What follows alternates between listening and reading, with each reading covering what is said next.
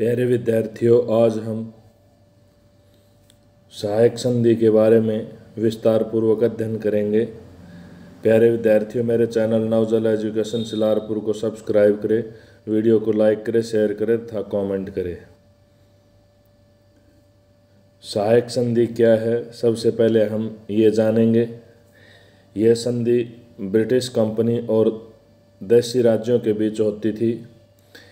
इसके अनुसार संधि को मानने वाले या स्वीकार करने वाले राज्य को कंपनी सैनिक सहायता देती थी तथा बदले में राज्य से एक निश्चित धनराशि लेती थी। उसे सहायक संधि कहा गया। अब ये प्रश्न आता है, सहायक संधि के जन्मदाता कौन थे? सहायक संधि के जन्मदाता डुप्ले थे। डुप्ले को फ्रांसीसी सरकार ने 1742 में भारत में गवर्नर जनरल नियुक्त किया था। जो फ्रांसीसी कॉलोनी थी उसमें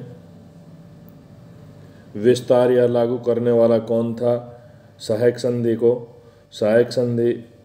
का विस्तार या लागू करने वाला लॉर्ड वेल्लेस्ली था।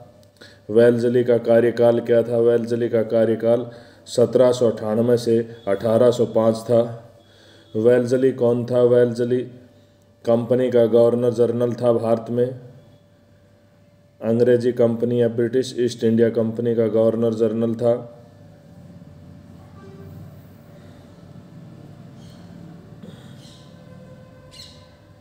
सहायक संधि का जनक किसे माना जाता है? सहायक संधि का जनक लॉर्ड वेल्लेस्ली को माना जाता है। सहायक संधि कब लागू की गई? सहायक संधि 1798 में लागू की गई। अब प्रश्न आता है, सहायक संधि की क्या शर्तें थी? सहायक संधि की निम्नलिखित शर्तें थी। देशी राज्य की विदेश नीति पर कंपनी का अधिकार होगा।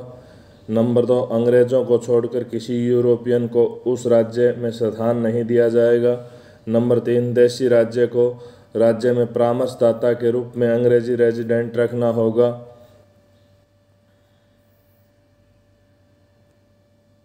नंबर 4, देशी राज्य को अपने राज्य में कंपनी की सेना रखनी होगी तथा उसका खर्च धन अथवा राज्य के हिस्से के रूप में कंपनी को देना होगा। सहायक संधि स्वीकार करने वाले देशी राज्य या देशी रियासतें कौन कौन सी थी?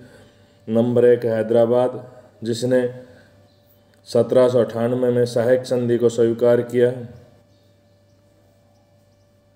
नंबर 2, मैसूर ने 1799 में सहायक संधि को स्वीकार किया।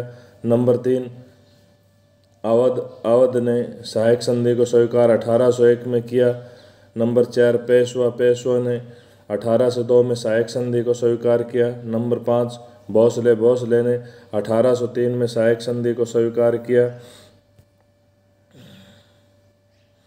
नंबर 6, सिंधिया ने 1804 में सहायक संधि को स्वीकार किया।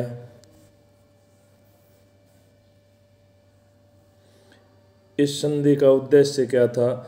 शत्रुओं के विरुद्ध सैनिक सहायता प्राप्त करना था। जो देशी राज्य थे, अपने जो शत्रु थे उनको खतरा था, इसलिए उस खतरे को टालने के लिए इन्होंने सहायक संधि को स्वीकार किया। मराठा पिंडारी आक्रमण से इन राज्यों को सुरक्षा प्रदान करना और इसका उद्देश्य अंग्रेजी प्रभुत्व सत्ता स्थापित करना था।